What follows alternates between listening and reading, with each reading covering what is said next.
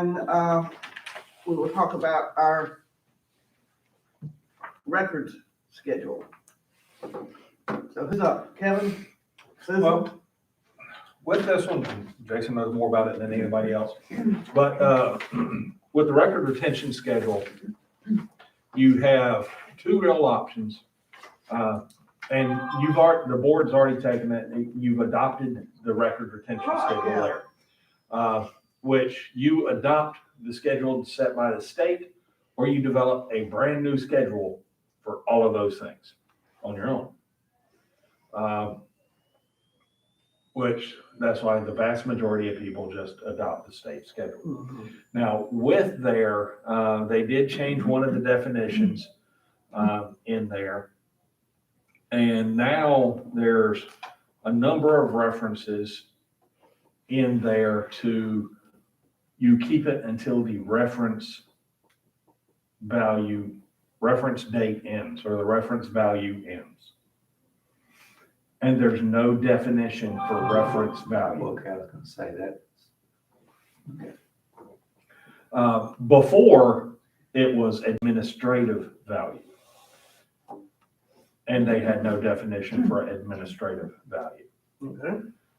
So the question really comes back to what's the reference value? And it's in there about 20 times. That's the reason why y'all have a copy of it, is Yeah. to see how many times it's in there. And in my mind, that just comes back to, you need to keep it as long as you need to find it. And all remains subjective. And Lord, forgive me if this sounds like Tim Ivey. Well, I think he made a statement one day, wouldn't it be easier and certainly beneficial if we just kept everything? Well, now with this is electronics, this is also paper and everything else. Oh, I'm not really talking about paper. Yeah. Is there a way to do the electronic stuff? Do we have capacity, I guess is the We question. added, well, this past year, or within the last 18 months, we went off and expanded our storage so we can keep it theoretically forever. Flip side to it is, 5 years from now, you're not gonna find it. but- Well, so maybe you have a date that's 3 years, 5 years, 7 years down the road that you, whatever you do, it goes out, it disappears after that period of time. Yeah. So that you're not having to make decisions on reference value. Now, with paper copies, it's a little bit easier because, hold on, here's a project. I'm putting this in a box, and I can write on the outside of the box what the project is, and here's a date. So after that date, the box goes in the shredder. That's what we did at the clerk's office. We would put on there, July 1, 2017, and this is, 2010, and we go in, and then when that date came, it was gone. Right. Now, for electronic records, that's going to be a lot harder to do. And honestly, some of that is because you can go in there and you can run a filter. We're going to delete everything after 10 years, but there's some emails some stuff that you have to keep forever. Yeah. Or you're technically supposed to keep forever. But, a lot of that is going to be here. So some of it's going to be, if reference value is 3 years, you want to see that email 4 years from now, I'm not going to look for it. We might be able to find it, might be able to recover it, but it'll take me 3 months to do that. Well, what's reference value on an email that I sent to you asking about Trion's proposal in mid-June of 2017? Well, see, now that is just and again, it depends on how you want to define that. Is that a grant email? What kind of email? An email about a grant project? Oh, okay. Or is that an administrative email? Susan sent me an email, I'm not gonna be here Friday. I have to keep that email, one of us has to keep that email for a year. Is it a year or 3 years that people can request it? Well, that is administrative. Oh, okay, okay. That's just, Mhm. hey, I need to see you this afternoon. There's no real value to it, but Mhm. it's an administrative, so, do you have this? Can you find that? Whatever, your general business communications, those are still a year. Okay. But then if it's on a grant, if it's talking about a grant, it may be administrative, but if it's carrying grant documents or action, it's for the life of the grant plus 7 years. So it's already, and that's why it's over 100 pages, it's already broken out into a bunch of different. Things, and how long you have to have. Yeah, Well, it seems like determining how long you keep it would, time-wise, would be more expensive and obviously time-consuming than have a date that covers most of this, whether that's 7 years. Mhm. And it's maybe there may be some things you have to keep more than 7 years. Right. And maybe those are the only ones you go in and put a, don't ever delete and sticker on. yeah, and right now, since we've upgraded our server, upgraded our capacity with Google, and as long as we're with them, we have an unlimited amount of storage for our emails. And is that, realistically, is that accurate? I mean,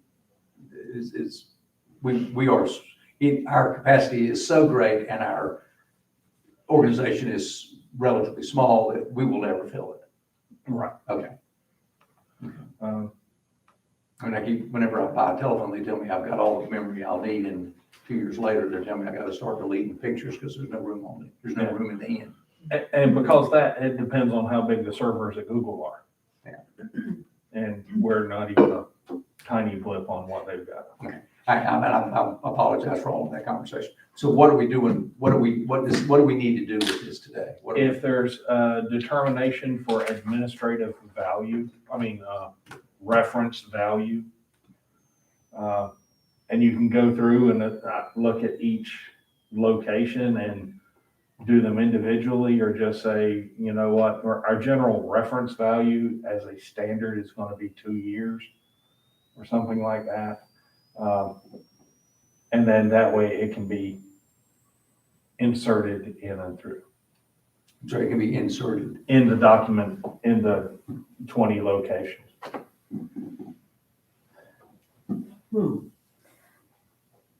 Can you make like just a canned phrase that we will, define reference value to whatever number of years unless otherwise specified, like with grants? That's specified, isn't it? Yeah, that's specified. Okay. And other things could be specified specifically for Mhm. that type of a record. Would that do it? Basically, the question is, what do you define reference value as? Because there's not a line that says emails will be kept for this. It depends on what the communication, what the Is purpose about. of the communication is. Mhm. But then, does each individual email have to have a specific deadline where it's kicked out of the system, where it's deleted? You can keep it, you can keep anything forever. Well, that's what I'm trying to do, is to keep, if you have to make a decision on each email, that seems like that is terribly cumbersome. Right. So why would we not have and this, I think maybe what you're asking, and you're saying let's define it as 2 years.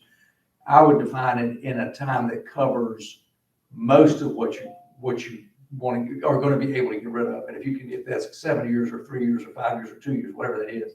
And then the only ones you have to go in and put some keep forever date on those are the only ones you have to pay individual attention to. Would you have to pay individual attention to that in order to keep that forever? Um, It depends on how diligent you want to be about keeping them forever. But with that, there's already the breakdown. The more important stuff is not up for discretion. It's already laid out. Is it automatically kept now forever? In our current system, it's just kept forever, but somebody can still go in and delete it. Google has not set it up so that it can't be deleted. As a matter of fact, they changed it recently. After you delete it, it's gone after 30 days. And that's just because that's something Google's done for everything, because people were having as much in their deleted folders as they were having in their regular folders. Right. And I like that. And I like that in my personal folder, that if I put something, if I delete it, 30 days later, it's gone. Mm-hmm. Go back to that. You're saying that if you decide to keep it forever, it's still subject to individuals going in and deleting it. Mhm. That doesn't seem,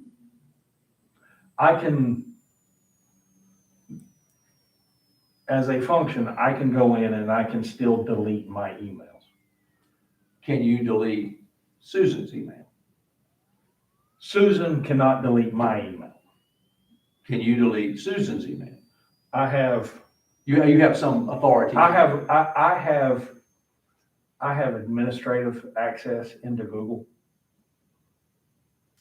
And I guess that is important that you have that. I mean, that's not a question.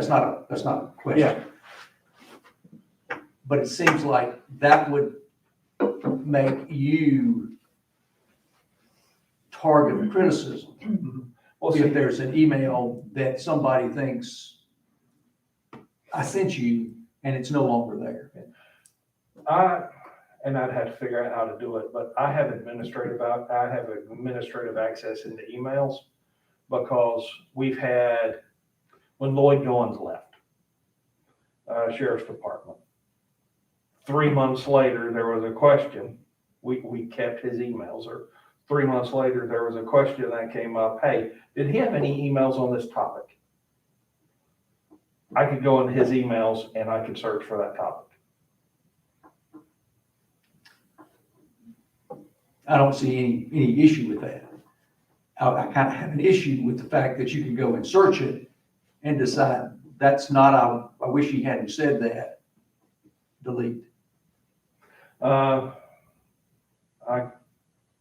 don't know that there's anything preventing that. But it's really set up so I can go in and I can delete his entire account. Well, I think you know, this is not about you, but to me, the issue would then be, I believe, Lloyd Goins told me that he sent you an email about this particular personnel matter. Mhm. Yeah, and now you're saying that you never got that and it doesn't exist. Is it possible that's to be deleted? Well, yes, there is an apparatus in the system where that can be deleted. Who has the authority to do it? Well, the only person who has the authority to do that is me. Yeah. Being Kevin. I'm sorry, I think that puts you in a pretty vulnerable position. Yeah. Right. Yeah. I don't think you should be put in that position. Well, the flip side to that is, if it's not me, it's my IT director who's still going to answer to me. I can order Tanita to delete all of your emails. Well, and I don't like that either, but I dislike that less, Yeah. because that means there's two people who know it. And honestly, I have to get her to help me log in as administrator. In other words, so she's gonna know you. She's going to know it anyway, but she set it up because when we were doing something, so I could go in and when I needed to search someone's email. Now, flip side to it is if I delete something, she can go back in and restore it. I think that's where they want to find out. So deleted emails, Don't Don't go go away after away. 30 days? Deleted emails go away after a month. You have 30 days and you can restore them. But so in the situation, and then you go in there and retrieve it, Within 30 days? she Oh. can't do that a year later. Okay. No. You don't think so? And I'm not sure that that crap ever goes away. I think it's still there somewhere.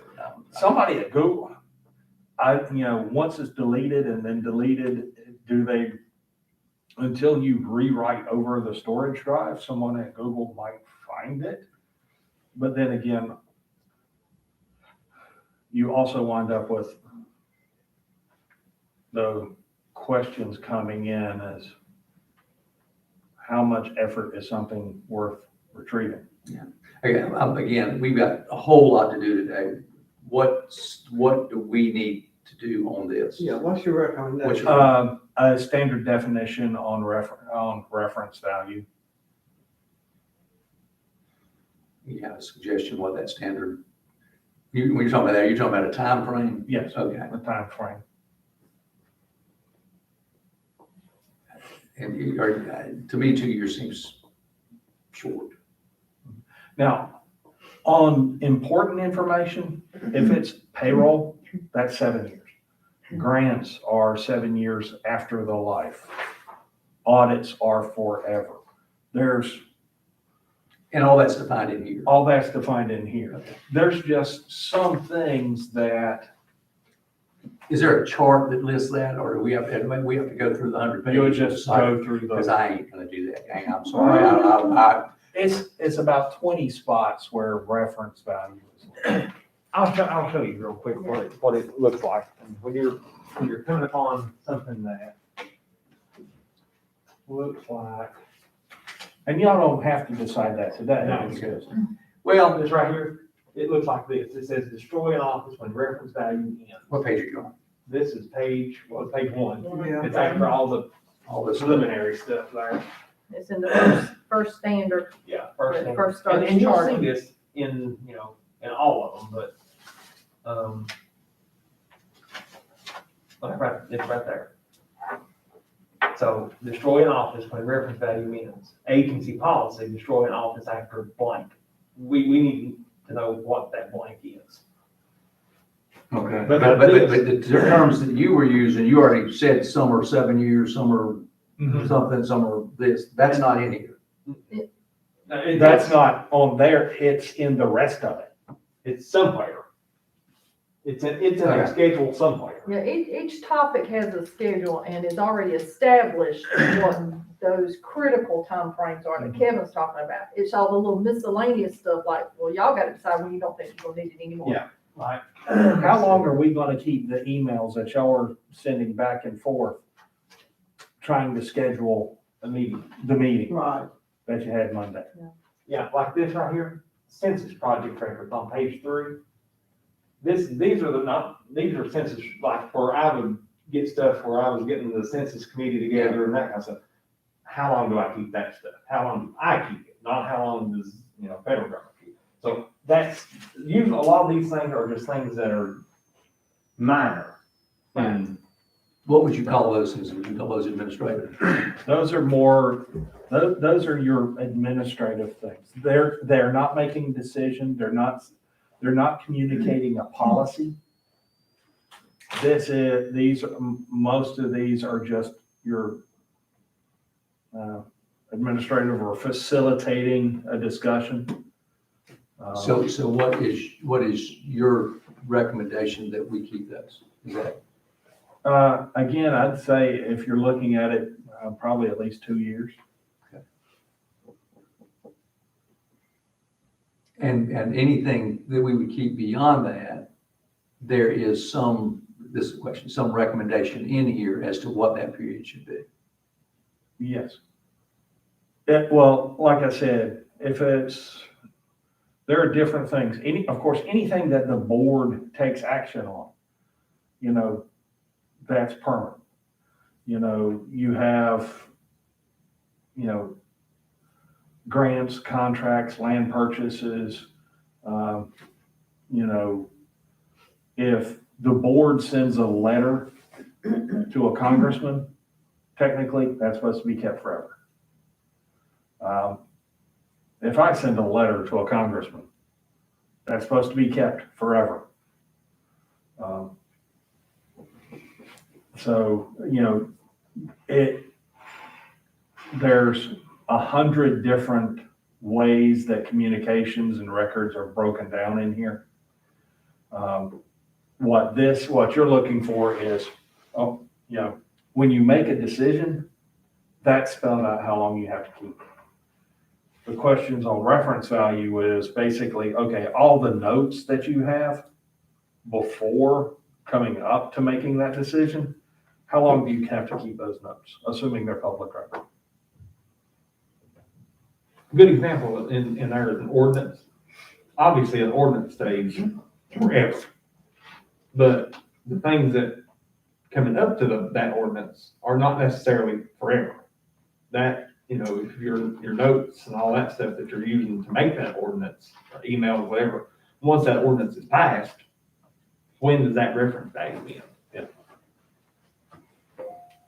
Like your working drafts and. Yeah, things like your working drafts, your notes that you may have taken, any meetings you might have had. So in that conversation, and I'm sitting here and I'm taking notes, am I required to keep those notes for whatever is determined? You may not be, but I would be. I would have to keep my notes You would have to keep your notes. because I'm a custodian of the record. Okay, and mine are not anything official, they're my scribblings. They're yours, really. Okay.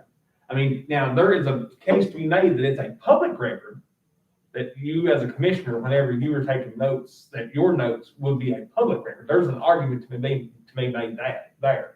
But it's pretty clear that whatever I have Yeah, is is public record. I would, And like for my notes not to be public. Although, however, if you get rid of your notes, because they're like a transitory value. Yeah. Then, some of those they're public record as long as you have them, that's right. but you don't have to keep But them. I have no obligation to keep them.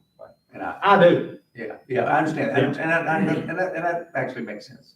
Now, some of the draft policies that they come up with and they present here, they have to keep them until those policies Are adopted. are adopted. At that point in time, draft 1 through F, It's really useless. they have to keep them for their reference value. After that, those can go away. And so we could define their reference value as 30 days. 30 days, 19 years. Whatever you want to be. And this applies And I can hear to you screaming out here, purge. And I know this you goes can read to me, can't you? email, paper copies, or a paper copy, or whatever. Now, it doesn't mean we have to print everything off. As long as we maintain an electronic record that we can duplicate, we're good. So if we made the decision that the reference value is 2 years, Mhm.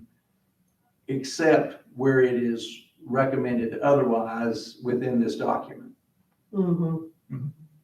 And then these fill in the blank places would be filled in by whatever the subject matter was for that particular thing. That would satisfy the need, what y'all are asking us to provide. Yeah. Is that correct? Yes, we're only asking you to give us direct, if you say it's 2 years, 5 years, whatever, it's gonna hit a wide area, a lot of our communications, because a lot of our communications are administrative in value. In other words, they don't mean anything to anybody but us. Does this document have to do with electronic or with everything? Everything. So technically, that would also mean text messages and things like that too. Yes, your text messages, your voicemails could be public records. So obviously, the shorter time we put on reference value, The less of a burden it I becomes. was gonna say cumbersome, but burden, yeah. And again, the important documents that are, action, those don't rely on this definition.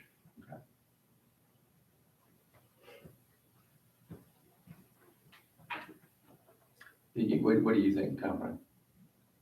Can you do what? What would you like to have the time frame to be, that reference value? 2 years doesn't seem like enough.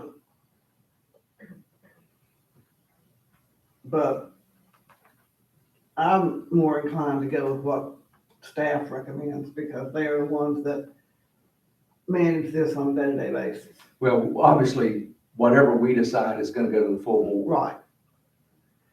And I don't look forward to that conversation. Well,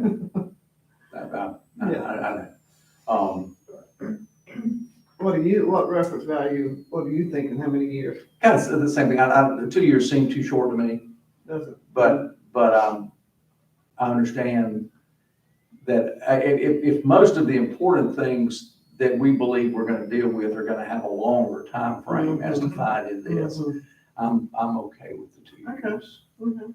So I will make the motion that we define the reference value at 2 years, if that's the right way to say that. And that for all other matters as referenced in this document, we will accept the recommendation that's already in here. All right. Or We got a motion, I'll second it, in favor, so we're good, okay. And before we move on from that, I'll tell y'all that, there is another schedule that needs to be adopted according to, the Division of Archives and History. It is the 2021 program record schedule. And when it says program records, it's talking about, while some of these are not necessarily our programs, some of them are, but it's airport authorities, animal services, code enforcement, that's where our big thing, code enforcement inspection records, emergency medical services and fire department records, parks and recreation records, planning and regulations development records, public housing authorities, public transportation systems, public utilities, street maintenance, law enforcement records, except sheriff's office, tax records for municipalities. All that schedule will have to be adopted at the next meeting, which, at our next commissioner meeting, but that also has a reference value in it, but if you're defining reference value for the whole thing, then it would apply to this as well. It applies to this schedule, it applies to all of our schedules. And it would, and as far as you know, that 2 years would be an appropriate time frame for this. As far as I know, yeah. Because like I said, anything that has reference value is not something that's going to be an important document. It's something that is more transitory in nature. Okay. And that's a good statement to make, I think. That's the way I think about it. Like, I'm not gonna keep, like, the things that, I'm gonna, like, the things I worked on with the census thing, I'm not gonna keep those things for 10 years. That's just, Okay. When this comes to the full board by sending in January, are we going to give all of the commissioners this 100 and some pages? they've already approved that.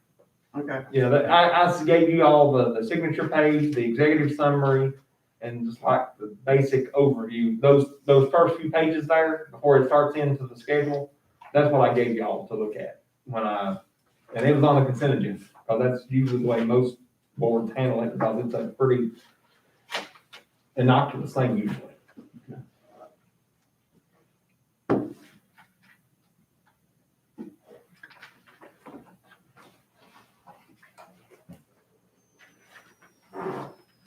I think next is gifts and favors. yeah, we're trying to get there. All right.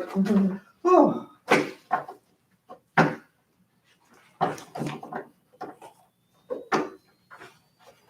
Okay.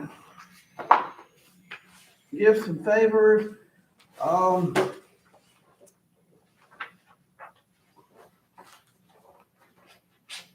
And this shouldn't take long. We were just, wanting to, update the language, of course, as we've done in our other policies, and added specific guidelines.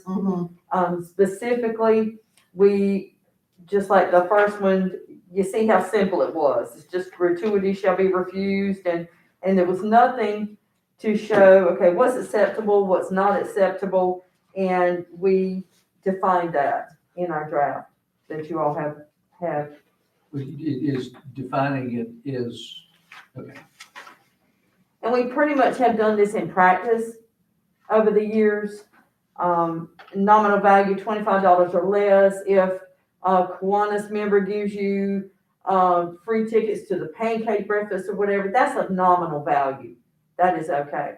And expenses related to meals, sometimes when we go, and, gifts, sometimes when we go to conferences, you know, they may have a drawing. You go through the vendors and you meet all the vendors, they may have a drawing, you might, get a gift at the end of the day.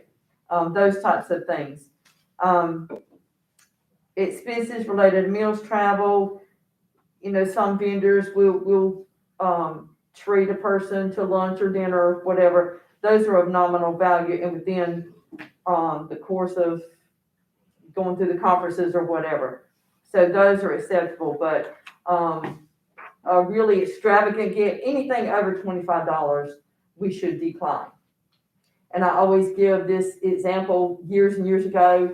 I think it was in 2005 when we first went to First Carolina Care, which is based out of Pinehurst. And that was the year of, the US Open was in Pinehurst. And right after we completed our, enrollment, cards were in, everything was done, I get a call from the vice president saying, Susan, I've got 2 free tickets to, the US Open. Would you like them? And I was like, I would be the Queen of Sheba for like 2 weeks if I took those home. But I said, no, I have to decline those. So those were more than nominal value, so I had to decline. So that's just giving you an example. And gifts and favors, we cannot accept anything that would tend to even give the perception of granting favoritism or granting. And it also defines that if you have knowledge of a business transaction, things that you have the power to take action on, that's something to refrain from, of giving any grant or gift or favor or giving the perception of. So we just added more language to kind of give more guidelines there. But that's all we did for that one. Okay. Well, you've used the term cash. Okay, cash gifts shall be refused by all employees. Yes.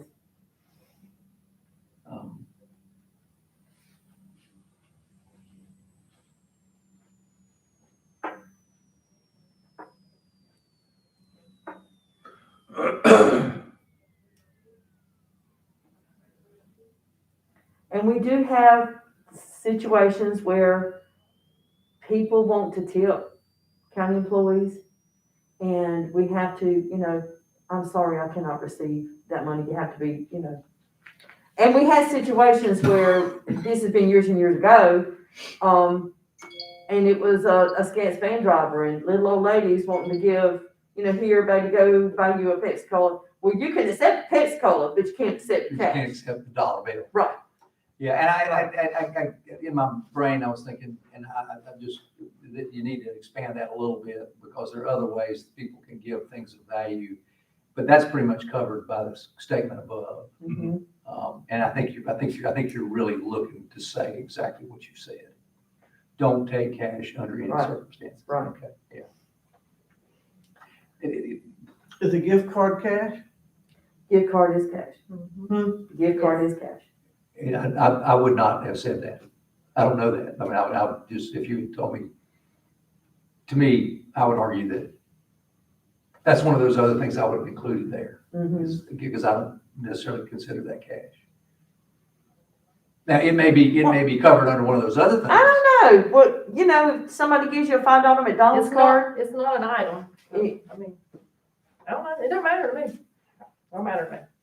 Y'all have a I mean, preference? Yeah, I think the idea is not to be taken, like you were saying, Money, tips and yeah, little this cash is- from people. Because we did change the gratuities to cash. That was specific. Just don't receive any cash at all. Well, like, if you look at acceptable gifts, items of nominal value are given for advertising, participation, meeting, conferences, first, you know, if one of these little old ladies gave the Scats driver a $5 McDonald's gift card, to yeah. McDonald's, I wouldn't bat an eye over that. I wouldn't consider that cash. Right.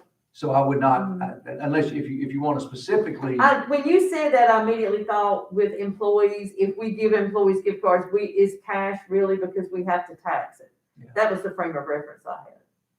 But just in I thinking don't about think it, somebody getting a McDonald's gift card would be a terrible thing. no. If it's that nominal value, really. Mm-hmm, I don't, that, I'm okay with that, Okay. if that's okay. mm-hmm. It's Yeah. not cash, it's, yeah.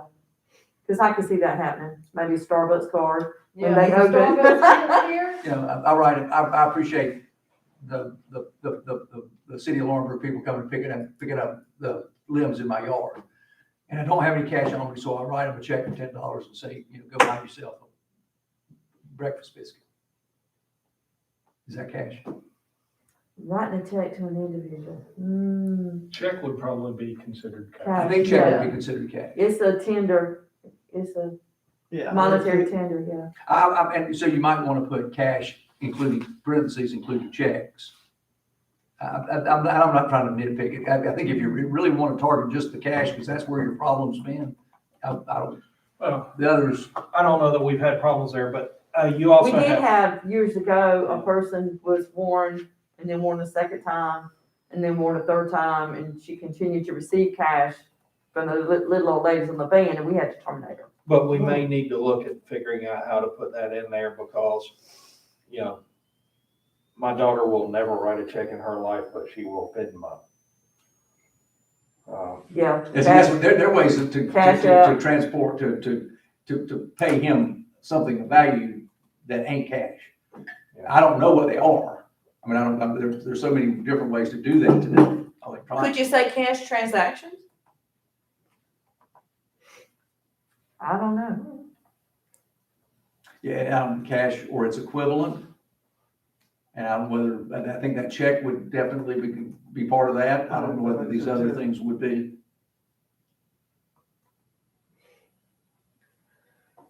My children have exposed me to cash apps. I can finally do it now. I can't, I need to learn a lot of stuff. That's, And my sister says, "What? You don't have Venmo?" And I'm like, I didn't even know what that was. I still don't. Gracious. I do know what it is, but I don't have it. Yeah. That's how I pay my people at my yard.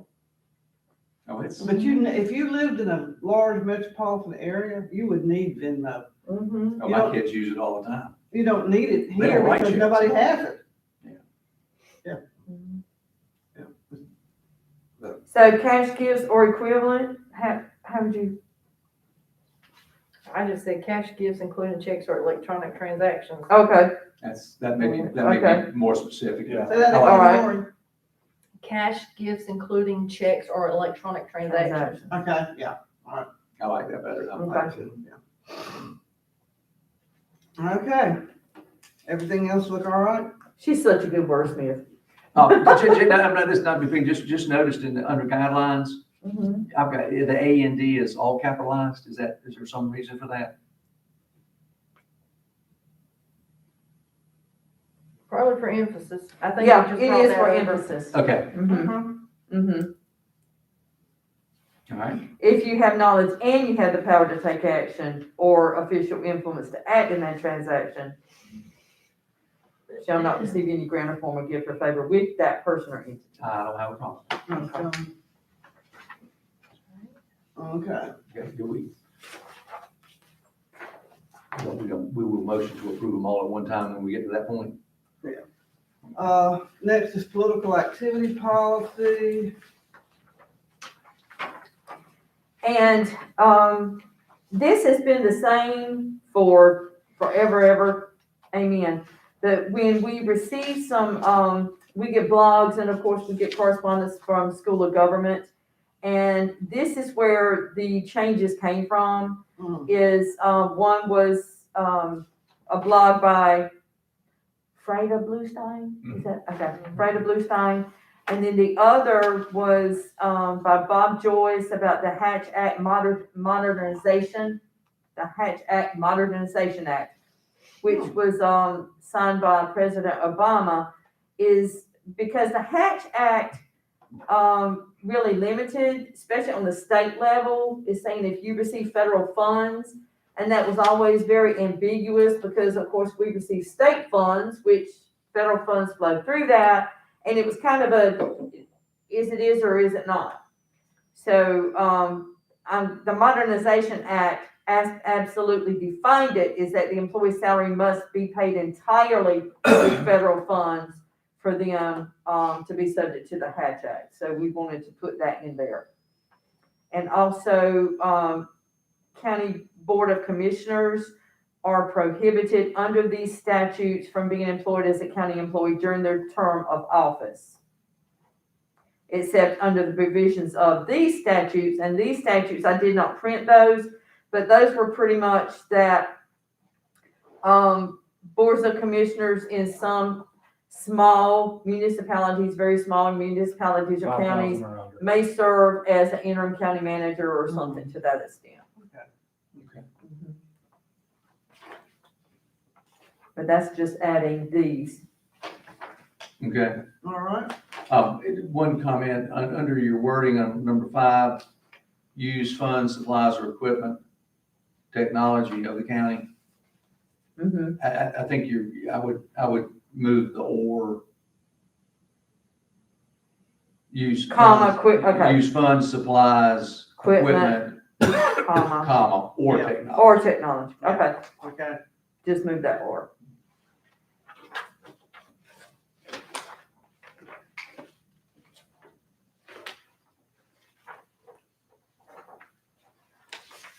Okay. And any other questions about that? Not for me. Okay. And the next one is the work week policy. And in our previous policy, we had a lot of verbiage in there that wasn't really related to the work week. It was kind of just general information thrown in there, but we have this information in these other separate related places, so we just took it out of the work week and we just streamlined it to actually define what our work week is for the general employees, and then the exceptions being the public safety employees, what their work weeks are.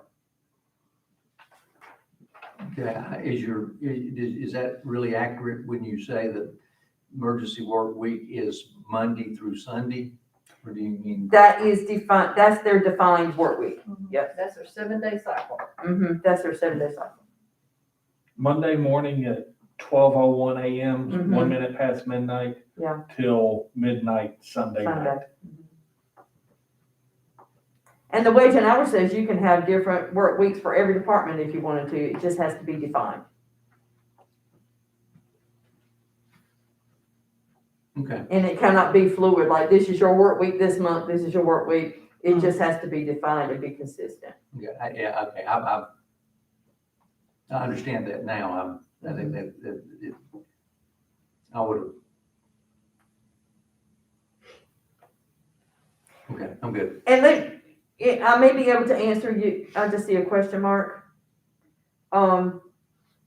When we switched to executive time, we needed to establish a work week, and we did the Saturday through Friday specifically for like DSS, for their on-call workers, and also the health department who may have weekend clinics, so that they would have the rest of the following week to maybe flex off hours to reduce overtime hours, was the premise there. But then when we talked about it, public safety says, y'all leave us alone. It's pretty much. It's okay. I'm with you. Okay.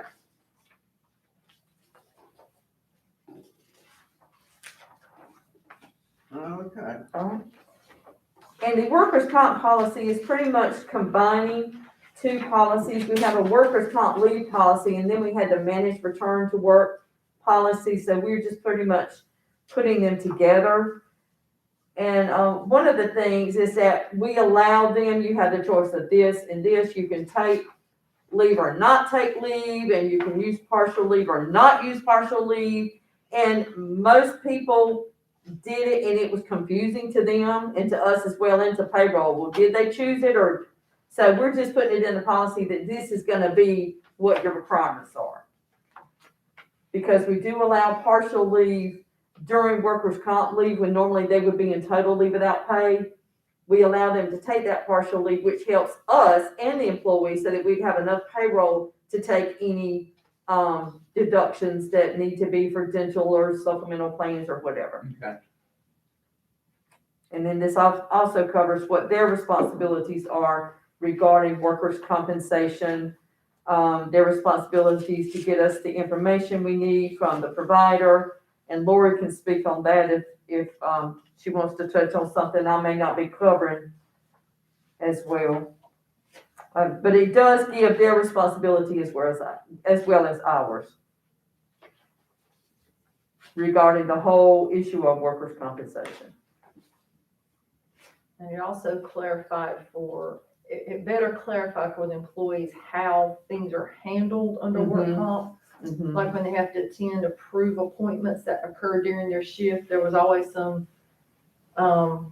uncertainty as to how that time's accounted for and things like that. So we did a lot to try to clarify how their benefits and leave are handled Right. during an event.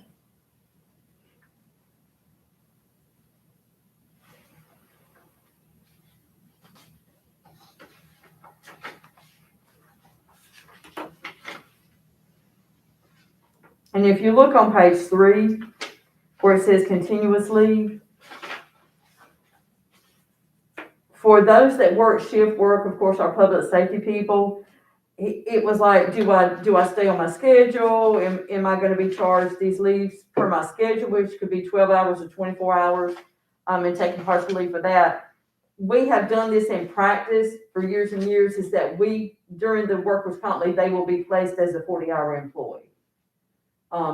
Which is an ease of administration on both the employee and payroll. And it doesn't force them to have to use a lot of their own paid time Yeah. to try to cover their shifts. Right. If we just treat them all the same and only take Mhm. 2.75 partial leave hours. Right. To cover their benefits.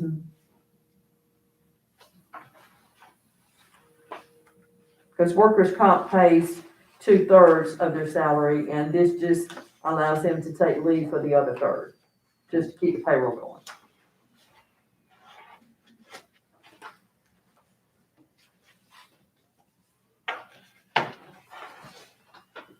Are there any questions about it? Not for me. Okay. Okay.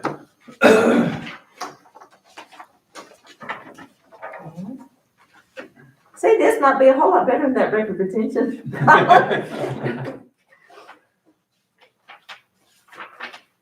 Okay. We went back to the educational leave policy. We had brought that before you before. Yeah, And pretty much we're stating here what we've done in practice. If a person wants to attend a conference or a training, and it's directly related to their job, we've always treated it as work time. So this is pretty much stating that it's gonna be treated as work time, the educational opportunity, and it could be, and there's been some leadership training, through NACO. They contact us all the time about, their leadership training. So if a person wants to do that, their department head approves that, and their budget can handle the cost, then of course they can go to that training. And it would benefit them if they're looking later on, and this can sort of help us with succession planning. If they are looking for a leadership position in the future, this of course helps them with that. So if it's directly related to their job, of course, we're gonna consider that work time.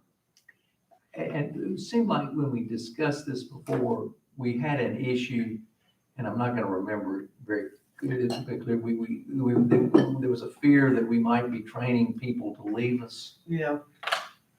Do you remember what the?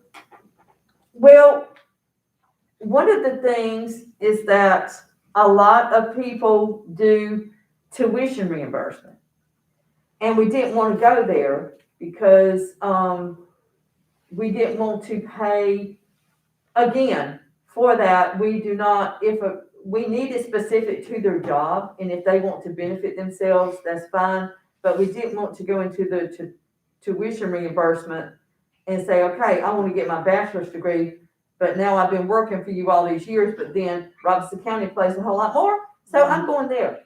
So that would be kind of snipping off our nose to spite our face. So that's what we did. We removed the tuition. We never had it. Oh, that was the conversation. But a lot of counties do that, a lot of municipalities do that.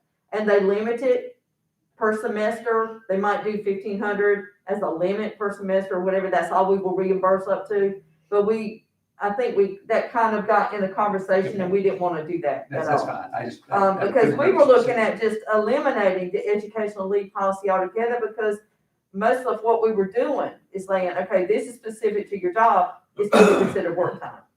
So we just use this educational leave to just state that. Okay, all right.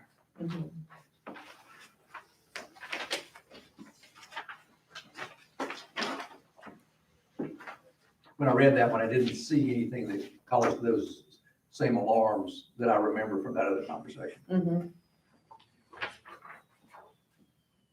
Okay, and, the next one on the overview is substance abuse policy. And I'm gonna let Lori chime in on that regarding the SCATS policy, which is zero tolerance. And we kind of just want some leadership for you guys to see if you want the overall county policy to be changed to that, or just leave like it is. Why would we want it to be different for SCADs? Because they're driving? What, DOT requirements. No, No, that leadership decided they wanted to write a policy for SCATs. And, it went through the channels and was blessed. And then after the fact, whenever I saw the policy, I saw, oh, they're doing zero tolerance. So, okay. Because my first concern is we have to now revise our county policy to remove SCATs, because a person can't be subject to 2 personnel policies like that. And so that just kind of opened up the conversation. Well, if the board's blessed a zero tolerance policy for SCATs, do we want to look at doing a zero tolerance policy countywide? Because currently, if a person pops positive for drug or alcohol, and there's no real reason for the department head to say, no, I don't want them anymore because of all this, this, and this, then we would give them a second chance, send them to counseling, and they would be out on leave, and they would be subject to a reentry agreement. So they have to have random tests for the next year after they come back, and they have to successfully complete a program. So that's all. I'm just making sure that you guys are aware that we have 2 different policies working. And if we want to keep the second chance agreement and let SCATs be zero tolerance, then I've got to redo the substance abuse policy for the county, carve them out, much like we did the sheriff's office. Or we need to start having conversations about, well, maybe do we need to consider a zero tolerance policy countywide for the rest of us? And just FYI, the times that drug screening is done is for pre-employment. And we do have the safety sensitive positions, which would have included the SCATs. They're still considered safety sensitive. Animal control, because they have guns, and nurses, EMS, the telecommunicators, because they dispatch. All of those kind of positions are subject to random still. So other than that, if you have an accident that requires immediate medical away from scene, that can require a post-accident testing. Other than that, it's reasonable suspicion. And that is where you could do alcohol and/or drug testing. If you have a reasonable suspicion, supervisors go through the process. So those are how Susan's people could be found as far as a positive. So we can't randomly test. Not the bulk, because of public employees and. they have to be That's a whole safety nother- sensitive. Yeah. To do random. Okay. And so the question for us is, do we, if we want to keep it like it currently is, there is a zero tolerance for one department and second chances for others. Mhm. Do you know what other counties are doing by chance?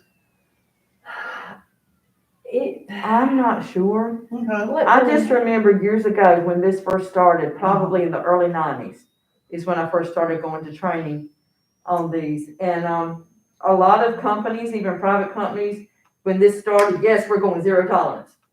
Well, then they were finding out their higher level managers were popping positive. So they toned it down to allow the second chance, where you give them an opportunity to go to rehabilitation. They have to do a reentry contract. In practice, that's what we have done, even with scouts. But then when it moved over to DSS, and this didn't really follow the normal, I'll leave that alone. It didn't come before you guys before it was blessed. I was gonna say, so did we approve the SCAT policy? Mhm. Yes. And to be straight up, we didn't know what was happening. I didn't know till after the fact that it had happened. So we may not have, it doesn't matter, that's not. Yeah, at It's this not- point in time, we it's just need to know where do we think we would like to go. Well, let me ask you a couple of questions. If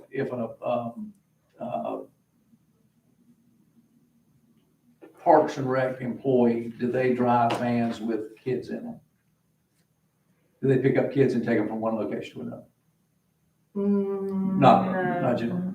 Not in general, but it's, they That- they have had day camp activities where they would do that. Okay, if they did that and the driver was, somebody said, "Yeah, I think he's been drinking, I smell it on his breath," and he was tested, what action would be taken? Would he be subject to the same? Right now, Mhm. right now, under our current policy, if it was, that would be considered reasonable suspicion. If it would came back positive, then there would be an opportunity for that person to go to counseling and basically stay employed with us after they completed their counseling. A law enforcement officer who, Well, now see, now you're getting into a different world. well, I would Because assume, the sheriff is excluded from our policy. Right. And I can't tell you what he does. well, we don't know what he does, but I promise you, he has the authority to fire him on the spot. Exactly, Because exactly. he has that authority anyway. Yeah, he has that authority if you just. Right. From. And we didn't even have to tell them all. It's discretionary. Yeah. Wonder what school systems are doing. Do we know? I And know that in the very, very beginning of this, like in the early nineties, when the only people that were randomly tested were school bus drivers. Because they are safety sensitive. Right, because they're safety sensitive. But then you've got coaches that are obviously transporting kids after practice and, But generally not as part of their normal duties. probably so. You may have coaches that are driving the team bus to Lee County. Yeah, but that may not be enough of a job duty Right. that hits them in. I was just asking because I know that the education was on the front lines of this, just like county employees were in the early nineties, and that's what Wilson was actually director of transportation. And they were implementing their random drug testing policies, and it just lots of conversation about that at the very beginning of how you do this, you know. But like you've got social workers that transport foster children. and we have them Yeah. included. And We they're include in social workers. our random selection. Okay. They're included in random selection, but they also, if they were detected to have been inhibited in some way, they would be subject to the second chance opportunity. Right. Right. Okay. And I'm not sure that I see a big difference in that. Scat driver doesn't do anything but drive people around all day though. Right. Well, we have had situations in scouts prior to this policy that there's been at least 3 individuals that have gone through the second chance. And are they still employed? Uh, Or were they, Two of them? One, I think one is. did the others completed and were valuable employees after that, even though they may not be there now? There was one that got positive a second time, and he was part-time, and he was released. Well, I think that's an appropriate Mhm. action. And that's not saying that they were intoxicated or impaired on duty. Mhm. They just failed the drug screen, the random drug Well, screen. that means that they had it in their system when they don't do it. Yeah. Yeah, but- That's what that means. I mean, Yeah, I feel like that somebody who's driving for the county for a living needs to be sober when they do that. well, I mean, so does EMS and our nurses when they're treating clients. Yeah. So I mean, it's just a matter of, we've got the mechanism in place to do the random and the post-accident and the pre-screenings and the reasonable suspicion. But now that we have a result, what do we want to do? Do you want to salvage them and say, I'm sorry, we're cutting you loose? That's what it boils down to. Yeah. We just kind of wanted to get the, We just need to have, When Jason Some comes back to guidance. work on Fridays after lunch and meet us either with a margarita. well. And we will that's- follow with it, don't fall Have a down. job on Monday. Well, see, now that's gonna be a little bit different. If you come in with the open container, buddy, that's a No, whole he- different he- people. He had one, because otherwise As he's long gonna as I share. As long as you shared it, okay. Well, I'm a pretty big believer in second chances. And I think that if you got a good employee and you go to Big C's and have a margarita for lunch, and they come in and somebody smells alcohol on their breath or something, and they test them and find that he blows a .02 or whatever it is, I think that person,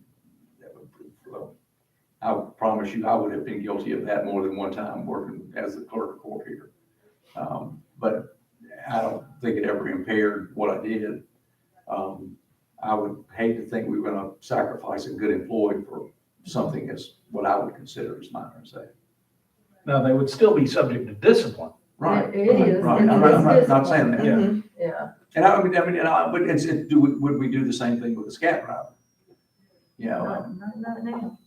you know, no, Not now, especially. I'm probably inclined, I know you don't like it, to leave it like it is.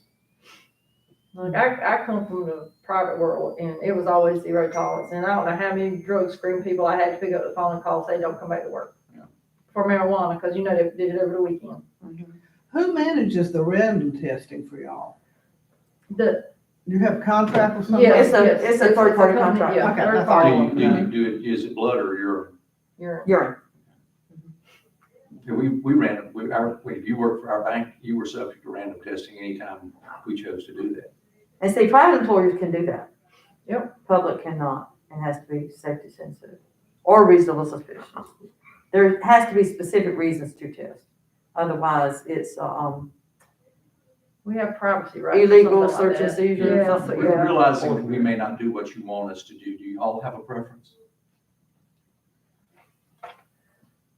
I'm not a good one. I'm just not a good one. She comes from the private world, she likes zero tolerance. I come from the point of view of second chances.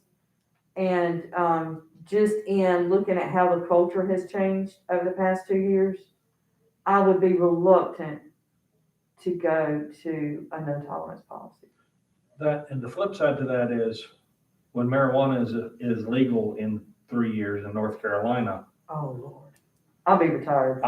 you know, You still It can't is- show it is- up, you still can't show up to No. work with X number of showing up in your drugs. That's just like I don't care how alcohol. much you It's do. legal, but we're going to You can't go to regulate work drunk. your behavior in the workplace. yeah, but, you know, and I don't know what the levels are or whatever, but, you know, you're gonna have people who are taking it Sunday night over the weekend, whatever, and depending on, you know, they may have traces in their system Monday morning.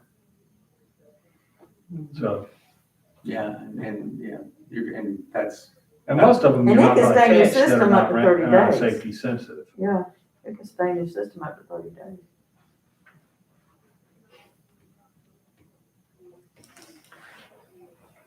Well, I like second chance. There's a part of me that zero tolerance seems appropriate too. I'm sort of torn between the two, but, I mean, if there's a real problem there with the person and their substance abuse, chances are the second chance, they will not get past it. I mean, you know, Right. the recovery from substance abuse is, you know, if it's just a quirk of a weekend that was really a big weekend, they come to work on Monday and they still have evidence of use. But if you've got someone who is a daily substance abuse, they need many chances. And, yeah. Yeah, Yeah. I think I've heard from enough employers what a difficult time they have with their workforce. And you know, the people who can't pass drug tests to be employed. And I think sometimes your problem happens with somebody like a scat driver. I don't know this to be true of that, but I would imagine it would.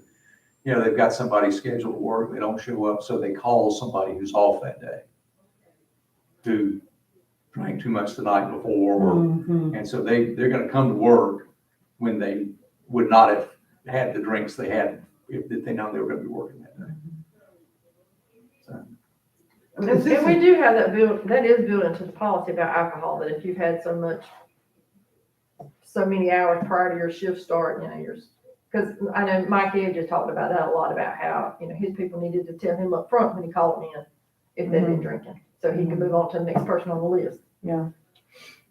and we, you know, when I was working in that kind of business too, you know, you'd have people who would show up, and as soon as they showed up, they were sent home. Okay. I don't know that we've helped you. Not at all. Thank you. Glad to be of service. Well, I mean, even if you're not positive, if you want to change anything right now, I at least have got to go in and carve scats out, because they can't be under both. But see, my thought, and I think just a little bit from what Carol said, I think that we would not want to go to zero tolerance countywide. So the question is, do we go zero tolerance for a department, and is there a reason to do that? And obviously, somebody thought there was reason to do that. Well, and Does Before April it have was- an opinion on this? Does April have an opinion on this? on which aspect? On whether or not zero tolerance should be applied to scats? She was one She's of the done ones in the, scats is zero tolerance. But I mean, so is there a scats board that recommended that? Is that? That's the Transportation Advisory Board. And that's what they recommended, and that's, and April. And see, I think that's how we're able, as long as she, I'm okay with that. I think because that is sort of like its own little, before it was real easy because it wasn't under DSS, it was a standalone entity. So I think that it'll work as long as it stays just there. And it's a real obvious delineation that it's got to do with transportation as it falls up under the, I think, are they FTA? I think they're FTA, Federal Transit Authority. I think that's where they fall under. Then I think that that's a very obvious line in the sand for that group. I just got to get out from under alcohol. Well, I think my recommendation is that we don't change anything. Yeah, I agree with that. So leave our policy as is, just carve out scats because they're covered under their own. Okay. Okay. And we may have to revisit this if somebody comes up and says it's not just for the scat driver to be fired and the sheriff's deputy not to be, or the DSS worker. Yeah, I'll use somebody else. No, The we use sheriff's sheriff's department stands alone, yeah. Okay. Now keep in mind, Uh-huh. under these guidelines, this is what our practice has been, and I know consistency is the key in defending anything. But if you've got a situation like an EMS worker and they were on the job under the influence or whatever, you would have to balance the public perception.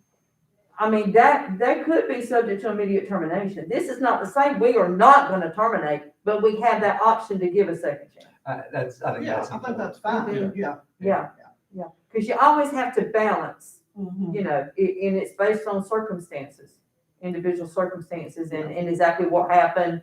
But if it's something very public, yeah, I don't know that you would give a second chance in that. Like the example you gave, Parks and Recreation transporting a van full of kids. and All we they were would need is for that to intoxicated, be an exchange. Yeah. They'd just be yeah. terminated. Yeah.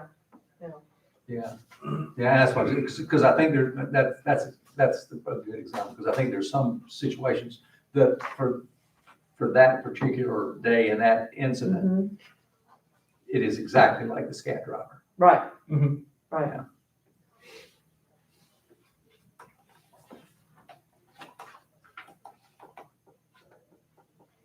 Okay. And I didn't realize I was skipping one, but going back to item 7 is, and this person I think approached you, Lori, Yeah. but I have had this way back years ago. An employee asked me, if they could volunteer for a certain organization and have leave to do so. And, it was an organization the county really didn't have direct, relationship with like we do with United Way. Mhm. Because we promote United Way and we allow payroll deduction through United Way, for United Way. But, this is just something just to kind of get your, gauge of interest. How interested or would you be in allowing leave? And I like the fact that Lori listed possibly just increase petty leave, or maybe just state that you can use petty leave hours to do that, or maybe say, okay, we will increase it by 4 hours. You have 4 hours increased petty leave per year for volunteerism or something. Or if you were interested in doing anything at all, we just kind of wanted to gauge your interest in that. I need to ponder this a minute, because all I'm seeing is abuse. I mean, because how in the world do you delineate, Mm-hmm. how do you say Optimus Club, but not Kiwanis Pancake? How do you say Relay for Life, but not Hospice Golf Tournament? Or how do you say Relay for Life and not First Methodist Church? Right, I mean, it's just, I'm trying to think.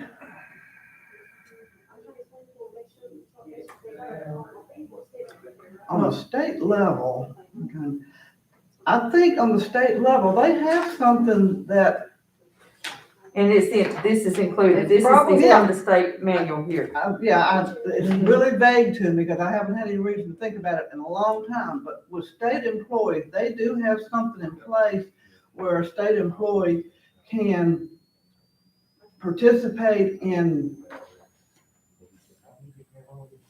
community activities, or Right. something like that, because And theirs even includes the parents for involvement of their child in schools. It Mhm. includes volunteer activity in schools, activity for not-for-profit community service organizations, volunteering in a public university, community college system, tutoring in schools, volunteer for literacy program. They have definitions. They have a whole policy. What is it called for the state? Community service leave policy. Is there a limit to the number of hours per 24. 24 Like weeks? it's 24 hours of paid leave credited to them January 1st of each year. Similar to how our petty leave is credited. Yeah. You just get it, and if you don't use it, it doesn't roll over, it just goes you away. say 24 hours, 24 hours a year, so that's that's 2 3 hours. days. Mhm. And that's 2 hours a month.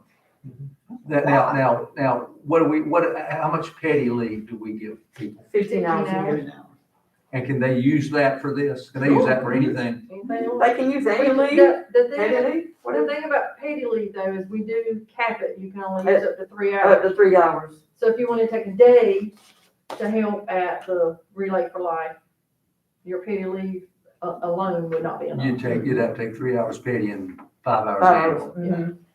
Mhm. To avoid Optimus versus Kiwanis and Relay versus Hospice and all of that, if we want to even go down this path at all, yeah, I would say just an increase in 15 hours of petty leave, increase it. I'm trying to think, for just random conversations, you increase it to 4 hours to make it 19 hours and remove the restriction on 3-hour limit. Well, that, and then also, are you interested in going down that road at all? I know. That's yeah. And- And I mean, and even just doing what you've recommended, that doesn't increase volunteerism among county employees. That doesn't You're right. engage us back with our community. So, I mean, you know, that's a whole different approach if you say, look, we want the county employees to be more community-minded and involved, then that's gonna be a whole separate path. You're right. So, I mean, That in no way increases county we're still employees gonna try to eat volunteering in up the the community. kids' days off before the It end of just the year. increases. Do most employees exhaust their petty leave?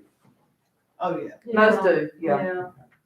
So what we would be doing in many cases is just adding 4 hours of additional petty leave That they can take for any that reason. they're gonna use And I'm To go saying my shopping annual to go report. shopping Yeah. rather than. You know, I mean, my vision for volunteerism would be if you have an organization in the county Mhm. that is not a church, that says, hey, we're gonna have, I don't know, Optimus is having something, and, you know, we need about 10 people. Okay, well, that's a blessed volunteer project, so, all right, department heads, we need 10 volunteers. You want to put your people into that spot and just pay them like it's work hours. Now, with the Love Project, any idea of, because DSS worked out there some, any idea if anybody took leave? See, that's what I'm Ah, saying, if an agency Don't know. is part of a community event, that should be Project paid Love. time. yeah, That love And project Johnson. out at Isles Johnston, Yeah, I think DSS they were out there. DSS just went out there because it was agency supported. Right, that's. and I would, That's yeah, just I would work. definitely That's consider work that hours. work time. I would too. To me, that was work. So that's what I'm saying, I think it'd be great if it was an agency saying, we're gonna be a part of this community project and we're gonna put X number of people out there, we're paying them. Or what Well, like- about, As opposed to us figuring it out. okay, I know that in the past, I think I'm right, if I'm wrong, please tell me, but that the health department in particular would have fundraisers for Relay for Life? Is that, am I right about that? Mm-hmm. Mm-hmm, mm-hmm. That have soup Yeah. sales and things like that. Yeah. So they had some sale in their conference room where you could go and bid on things. I don't know. I don't know. And they do also for the heart program for HIV patients. They do that. Do they?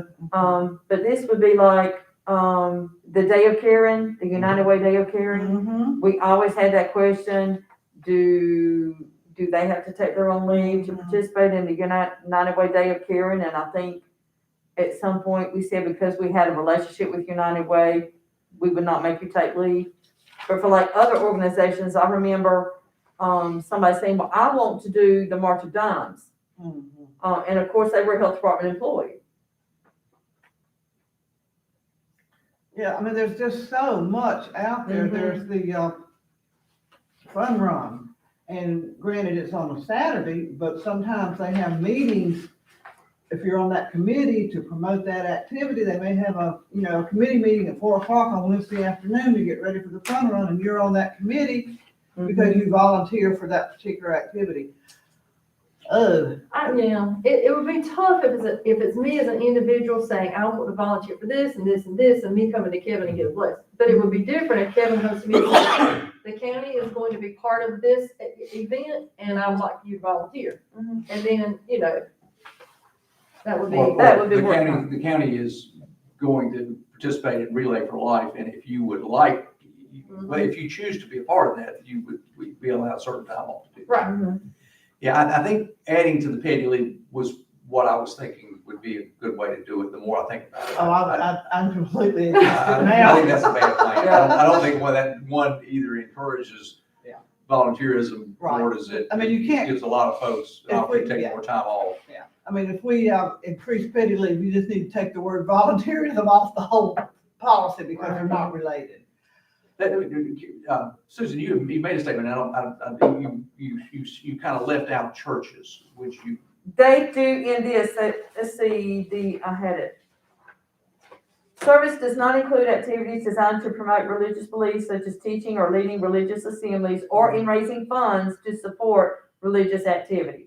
Service would include activities supported by religious organizations such as volunteering in soup kitchens, homeless shelters, or other community Because of the activities. community Yeah. whole. okay, It has to be because I think a community lot of churches do things that are very much community related. Mhm. And I would hate to eliminate that just because it's a church. I know. So I guess I the mean, question if the is, church is having a revival, that's different than the church that has a soup kitchen every fourth. And what I was thinking is, our church did the trunk or treat. Right, yeah. Now, that's an outreach program of the church, You're but, serving children, you're not proselytizing. well, Well, maybe. you are too, you are too. are. And my first thought would be, that would be something that would be acceptable. Actually, the more I think about it, that may not be. I don't- Okay, I think, how did this come up? I had an employee who came to me because she's being an optimist, and she was just talking about how it's so hard to get people to volunteer to help out. And she said, and she was like, it'd be great if like the county could do more volunteerism and get more involved in the community as a whole, and can we get paid time off to do it? And I listened, and she presented the state policy, and I just basically said, all I can say is I'll have an opportunity to come to the committee, see what kind of interest there is, and we'll just have to go from there. So I guess the question is there interest to do any kind of volunteerism? If so, then we can get an impromptu team together to kind of start tossing ideas. But if this is something, no, because you have a sense of we probably need to not go that route, or I don't think you should just up and give a bunch of paid leave, because it is not gonna get used like you think, Yeah. or somebody's gonna have to manage, well, where did you go, and who can document that you were there these many hours, and we don't wanna do that. I think it would be better if, hold on, Optimus is having a big event this weekend. Well, Parks and Recreation is willing to support that, and, okay, staff, y'all wanna come out here? Well, let's go help. Yeah. Project Love DSS supported that project, Right. and hey, who wants to come out there and work there? And And I think that's probably the best way to kind of drive Yeah. it, is, okay, an agency's going to be part of that thing. If we did that and we decided we were gonna allocate 12 hours a year, would that be enough to get it started? Well, I think if you're just doing that, you could leave it up kind of to the departments, and we're supporting this and we need to do, we're going in. And because some departments, the health department, at least with their educators and some of their staff in a normal year, they do that a lot. Mhm. And that's just part of their job. Yeah, it's work time. Yeah. Quick, did DSS employees work on Saturday for that love project? Probably. So did they get comp time for that? I would imagine they got, I'd have to go I don't back and know, look. I'd have to I would ask assume my. so. I would I hope hope so. so. Yeah, that's all I'm thinking. If they were there as part of their job, they Yeah. would have got, Yeah, they anything over probably 40, did. they would have got. But Kate, if I can give a scenario, there was a brand new custodian that wanted to volunteer for the Project Love. He had he had only been here 2 months, he had just enough leave because he wasn't part of an agency that was supporting that. I mean, we didn't have Mike McGurk's people out there helping set up, did we, or did we? They cleaned up beforehand. They cleaned up beforehand. It was part of that, it would have been work time. Yes. So I hadn't reached back out to Mike to see how that was handled. But my thought to him was, right now, we don't have a policy that would allow him to volunteer on work time and get paid for it. unless, and I asked Mike, I said, are you guys out there doing the setups and stuff? And he said, no, we did ours beforehand. Yeah, they did So all. I that said, in before. that instance, he would have to take his own leave to go out there and volunteer Yes. that Friday. Yes. And I think I have enough interest in seeing this done that I would like for y'all to do what I think you were suggesting, and that we believe there may be enough interest Okay. to do this for Okay. y'all to pursue it, Yeah. to come back to us and what you think made the best Yeah, plan be. Okay, You so we'll said just that go back to very our Yeah. review committee and, we'll get jumping on it. Also, has leadership had an opportunity to weigh in on this? No, at this point in time, it is not going anywhere. Okay. Because I really think it- wanted to see what, It would be valuable to hear from leadership. on this. Yeah, I think, Absolutely. because you may have department heads Mhm. who are not in favor of this because they have enough time keeping people on task and may not have enough people to get the job done anyway. Yeah, I mean, we're such a diverse workforce in county government that just one shoe doesn't fit everybody. So I would like to ask that, I think between the two of us, there's interest to pursue it. I would, want leadership to be involved and get some perspective on where they sit on this, and we can visit this again after the first of the year. okay. Does that sound all right? Will? Yeah, that does. Okay. But with it, I would think that there would need to be this is something that the department would definitely need to approve. This is not something, hey, I'm gonna take off 4 hours Right. because my church is having an in-gathering this week and next week and the week after and Yeah. the week after. I mean, this. Well, that would not be an eligible, But, leave under this policy. but we just need to, It's gonna take some brain power to refine this down to where we feel like that we are not throwing the door wide open or restricting it to the point that it has no impact. Right. It's gonna, I trust y'all can do it. Oh, I think I'm pleased that somebody thought about it, that I do think increasing volunteerism in various activities as a county employee is good modeling. Okay. Okay. All right, cool, thank you. Is that it? Yep, it looks like That's it. Is this the state policy that was, Yes, sir. I'm sorry, I just never read this. if that's it, there's two more things I just want to mention. And it's something we've talked about on the at the department head level. Right now, with the new financial software back on track, we're looking to implement it starting in a couple of months, but we're scheduled to switch over payroll systems in October of next year.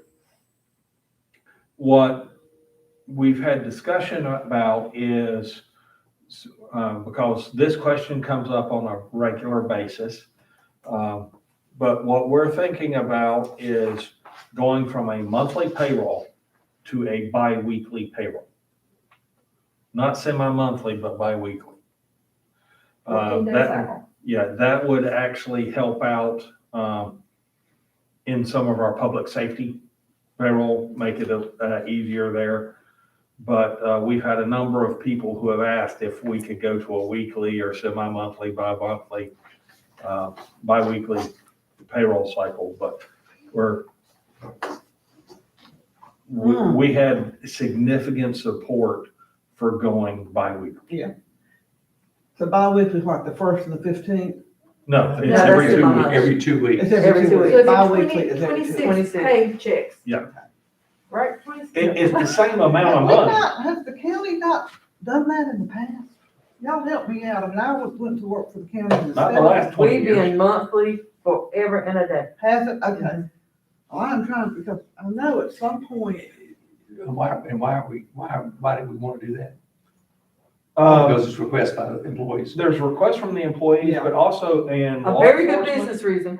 and uh, what? A very good business reason. Is it? it will significantly streamline law enforcement Mhm. payroll. Mhm. They're Oh. on a 4-week pay cycle. Uh-huh. So putting them on a 2-week rather than a month. Their overtime schedule doesn't match our pay schedule, so they Yeah. never know what they're getting paid or how it was calculated, and it's. And But we've moving gotten them to a 2 weeks in 2-week our pay audits cycle as a will make result it of that simply- confusion. Just in going back to my memory of working, for the county for so many years, and when you worked for the state and you were paid once a month, I would imagine that the majority of employees would jump for joy to have bi-weekly payroll. I may be wrong, but that's what my memory tells me, because they think they get paid more. I can remember conversations, I wish we got paid every 2 weeks, I'd have more money, and I'm thinking, I would just usually go in my office and shut the door. But that mentality was out there. You had money more often, but you Yeah. didn't have more money. Right. Yeah. Well, if it's an administrative move that you think helps the county, Mhm. I don't have a problem. I mean, Yeah, Is there any disadvantage to that? people like me, I've always gotten paid monthly. I know, right? You'll have to- I would have to change some of my bank dress. oh, I know, me too. Yeah. If I was still working, I'd be one of those people saying, no, don't change it. I like it the way it is. But, yeah. If you don't have a month's payroll in savings, you are going to have to go off and hold on. Right now, my car payments are due on the 5th, my Mhm. mortgage is due on the 6th. Mhm. Everything hits mine at first. I'm gonna have to split it all. Mhm. I mean, 45 years ago, Wilson and I both got paid at the end of the month. So we arranged every bill that we had to pay to be due between the 1st and the 10th. Mhm. We paid it and kept going. Yeah. Oh, yeah. And then you try to figure out how you're gonna make it to the next 20 days. Yeah. Right, and then you lived on what was left over. Right, Absolutely. But yeah, but my guess is that if it's best for administration and it's best for managing payroll for public safety, I don't think you'll get much pushback from employees. No, I think the number of people who will be against it, other than the people who are, I don't want to change, period. Yeah, you're gonna have You're that. gonna I have that. think it's gonna yeah. be favorable by employees. The other thing that I brought up and actually got very little pushback from, I think the departments were like the idea, very little pushback, is changing again on what we do with our exempt employees. So that last part again. Exempt employees, our exempt employees. Exempt, oh, okay. Right now, in my mind, we don't treat our exempt employees like exempt, except for department heads. Department heads do not earn comp time. But then again, we pretty much, if they take a half a day off, we don't care. Honestly, our department heads, we know they're gonna get the job done, and we don't care exactly how many hours in a week they're putting in. Right. But for our exempt employees that are not, department heads, basically, we still treat them kind of as a 40-hour employee. How many of those are there though? And who? A lot of them are, especially in our nurses, we have a few supervisors in Oh, DSS. Okay. All right. It is not an incredible number. But my thought is salaried employees,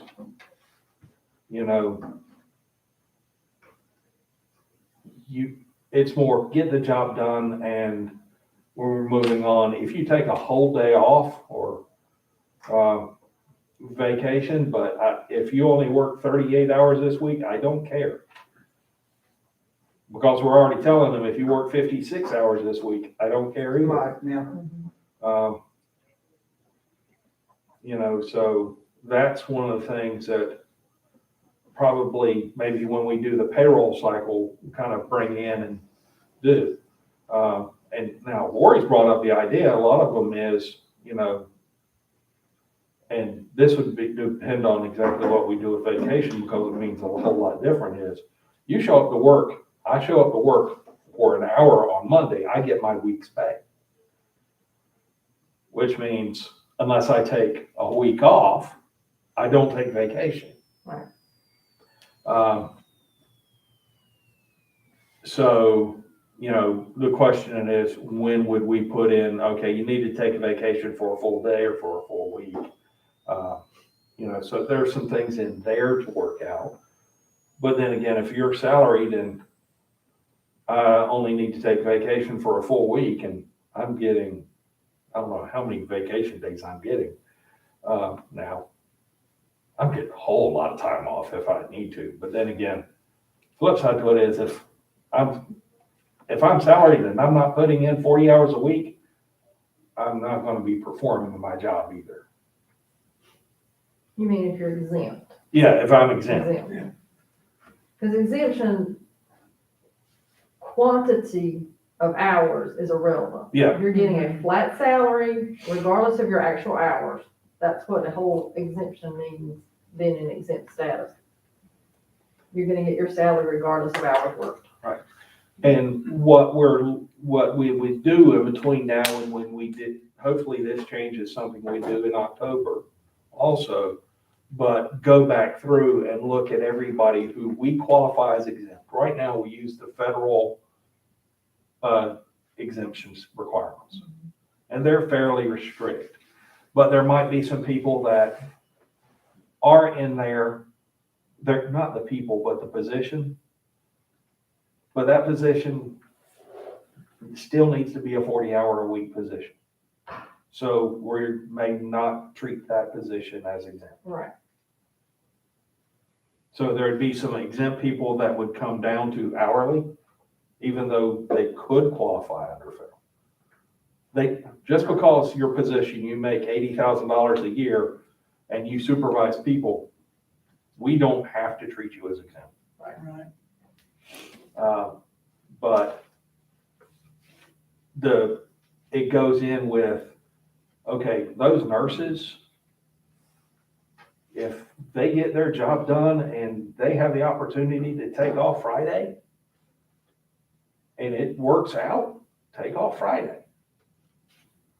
Or you need, some of it is also, okay, Jason has a young kid, so he wants to go to, mid-year graduation at school. I know I've done a bunch of those. He does not need to worry about it. Now, that also means he doesn't get petty leave anymore, because petty leave can only be taken in 3-hour increments, and I don't care what 3 hours he takes. So that's just a shift in somewhat the dynamic on how I'd like to go in some of this. And as we put some more thought into that, we'd have to look and see exactly what we do with our policies for overtime for exempt employees. Well, we could make a decision, do we want to treat nurses as exempt or non-exempt? Because there's some hospitals that don't make them exempt, they treat them as hourly employees. Yeah, and some of those are the discussions that we need to have. And Becky Veazey, that's a part of the study, is that she can help us to determine who is legitimately, what positions are legitimately exempt. Who would help you with that? Becky Veazey with the MAPS group.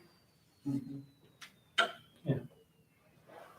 Because I've already noticed on the preliminary stuff she sent us that there was at least one that we had declared exempt that she no longer had exempt. And Kevin, I may have missed it. What is the issue that you're trying to fix?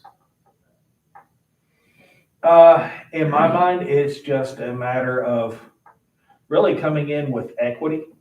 We have people that they're getting comp time, they're not getting, Hour for hour. they're getting comp time. hour for hour comp time versus time and a half. So if you work 50 hours, okay, I'll give you a little bit of comp time. So, but if you only work 35 hours because you went somewhere, no, you gotta take leave. I'm not giving you the same thing that the person next to you is getting, but I'm holding you to a higher standard. And so, okay.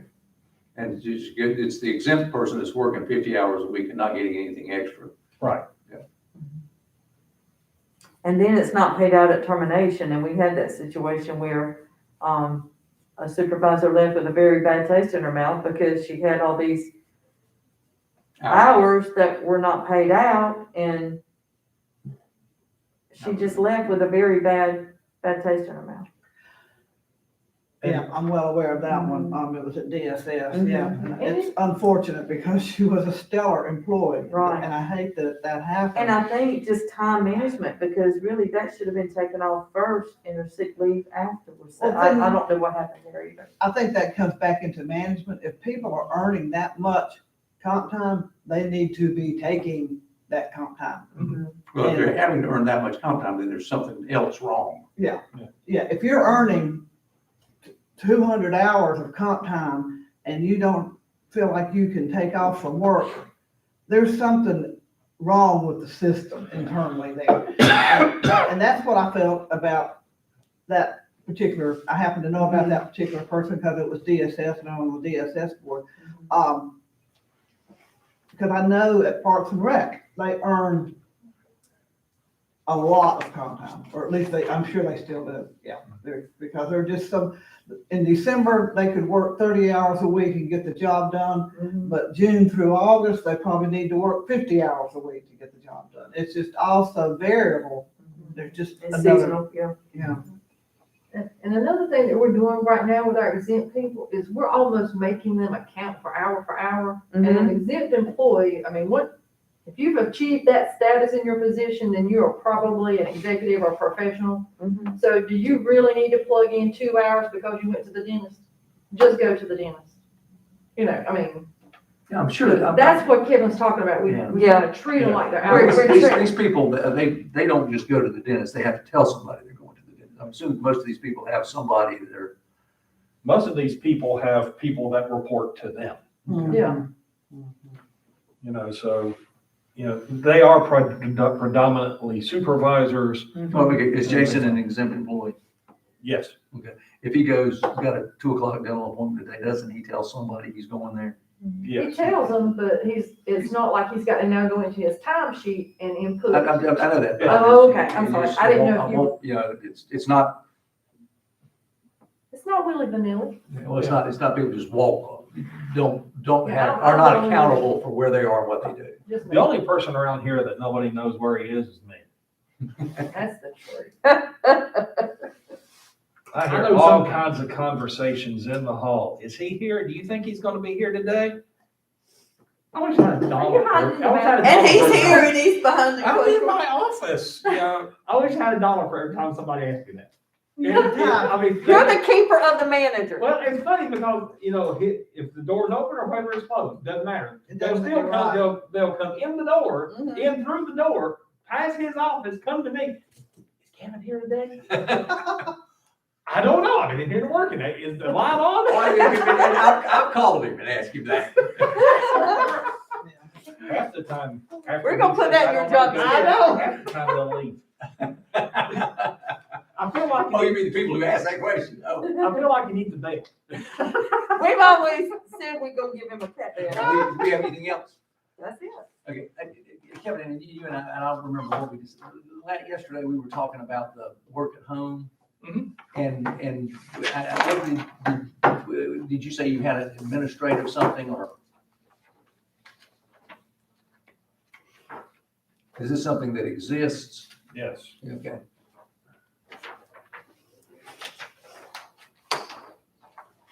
And basically, this was something sent out. So it's basically setting up that it's as long as the department head can make sure the work is done and is covered, if it's working from home, that's fine. Now, there are some positions that absolutely cannot do it. Our custodians cannot work from home.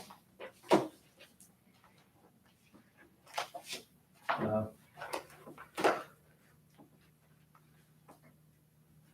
But we have finance and a few other positions.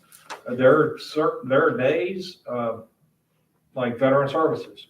Occasionally, hold on, I've got this going on and I've got this going on. I need to go to Fayetteville for this. But I can work in the morning from home. Mhm. I'm going to, or, my wife's sick, my kid's sick. I can do what I need to from home for a day.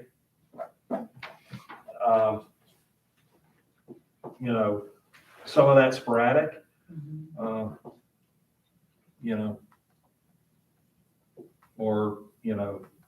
some of it can be going to a regular schedule. This says procedure, is that different than policy? This is, Kind of like an administrative technical bulletin. this is, you set policy, I set procedures. Okay. And this has to be approved by the board? No, No, I this didn't is, think This this is is, just administrative. But one thing I may add, is that in a lot of training, of course, everything's virtual training now, but in a lot of the training I've had, of course, in the past 18 months due to COVID, this has become a recruitment issue. Wow. And how can you tell a new employee, no, you have to be on site when we've allowed, it's like Katie's door's open. Katie barred the door is open. So how do you now say, okay, I accommodated for these 18 months or 24 months, but now, no, you've got to come back in the office. And it's the flexibility issue, which really, in the new workforce, you have to be creative. And if you can accommodate and get good workers, I think this would be a recruitment and retention tool. We've just learned COVID, I think there were people out there that knew that remote work locations was viable. COVID just forced the reality of it. We've known that, how many people go to a bank? We don't go to banks anymore. Right. Bank buildings are empty. And that was happening before COVID, but COVID just brought it to a whole new level along with many other Right. Industries. So, Susan, I think you're absolutely right. yeah, And I think, there's so many things, and you virtual meetings, Oh. they're not gonna go away just because Right. we're getting No. control of COVID. Well, it's become so much more convenient and a cost savings. You don't have to go to Chapel Hill or to Raleigh or to go to an all-day training. You can do it right there at your desktop. or particularly when the meeting would be 2 hours and you drove 4.5 hours to get there and back. Oh, I know, yeah. We've just got to embrace the new normal. And in this particular instance, the new normal has a lot of positive about it. now also, when we wind up going with as we go through the phases of Johnson, and we're looking at moving a nice chunk of DSS out there, there's gonna be a big outcry. Hold on, I'm being moved to Johnson because I don't see the public. Can I just have a desk there and work from home 3-4 days a week? That push is going to happen. Yeah, when all of that begins to evolve, I don't know when it'll happen. That's gonna create a lot of, And having a spot where, earlier on, I went off and Susan and I had the conversation, and I told Susan, you can work from home. And her response was, I don't want to work around those people. But, some people are, okay, I need you to come in one day a week and we'll have a desk that you're sharing with 4 other people, because Jason comes in on Tuesday, you come in on Wednesday. but you may be more productive somewhere I else. know. So what do you want us, is this just For your beginning of a information. conversation on this, or, information? Just information. Were you, was Carol here when we had this conversation? No. Okay, I'm sorry. I thought, I think she had just left. Oh, okay. yeah, we were just, we had the conversation that a couple of commissioners has Oh, I was commented. in that conversation. Yeah, and I think Oh, okay. what I asked Kevin was, do we have a policy that says who's allowed to work from home, and their comment, and probably maybe shouldn't be having this conversation this public, but I have a feeling you know everything I'm saying, is that we've got a couple of commissioners who are concerned that we are a service agency, that's what the county does, and you can't serve people if you're not here. Well, that's true in a lot of cases, And but it's not true in every case. it's, right. I mean, the health inspector can't work from home. Inspections can't work from home. Payroll, guess what? But honestly, that is probably one of the reasons why Susan prefers working from here, so she can see her people. Because you got 300 people you need to take care of. Well, and I don't know how often they Well, I don't come wanna in. stay home all the time. I know, You don't know but I how could often never those work people from come home. in to see you, but when they I come would in be to too see you, distracted. when they come in to see you, they expect to see a body. Oh, yeah. And you've done a wonderful job of being available to them for a long And they time. know that. We've had this conversation because I think that we have commissioners that are more micromanageable in their style of being a commissioner than some other commissioners that we've had over the years. And also, it's a new thing. I mean, it's not just happening in county government, it's happening in banks and hospitals and all sorts of things. We just have to grow with it Now, and with that, and trust that management and administration is doing what they have to do to make sure the job gets done. I think it's a matter of trust too, Yeah, when well, you do this. and I think communication, And communication, right. Being totally transparent about it, not that, one person's getting a benefit over somebody else, well, this person gets to work from home, why can't I? Well, if they're doing the same job, then that's a legitimate question. If one of them's a custodian and the other one's in payroll, well, then it's not. So, now, with that, we do go off and make sure that there's service available on premise. It would be a situation where even though,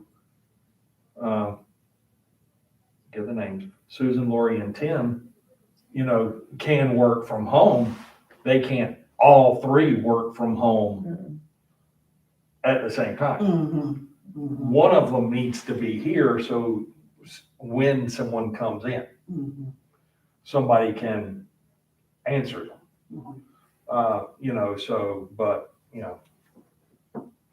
And that, we always have that situation. So that's why even when at the front counter, when both Donnie and Lynn are gone, Thomas or Bud will frequently sit at the front counter, I've seen that, yeah. so, who's Bud? fire inspector. So we always have it, the system is still set up so that if you come in, you can deal with someone. It may not be the best someone, but you can deal with someone. I'm reading down here, the guidelines, I got down to number 4 on this. The department head should incorporate an agreement with the affected employee, blah, blah, blah. I would think that should be in writing. And some of that It is, is. It is. yeah, Okay, It is. all right, that's fine, okay. That's fine, okay. and that even goes down to, hold on, we're doing this, we're providing this equipment, we're not providing this equipment, we do not provide the internet connection, we even, okay, and you're gonna forward your phone to your cell phone, and we're not paying for your cell phone. Right. All that has come up. Yeah. Okay. Well, we do that up front. Okay, that makes sense, and that's good, okay. So, you know, that's there and set up, and even DSS, and we expect Wit in the office to go through 15 cases a day. So you're working from home, we expect 18 cases a day. I think this would be the conversation that the three of us are having, and y'all are definitely a part of the conversation, would be a very valuable conversation to have with the whole board. Absolutely.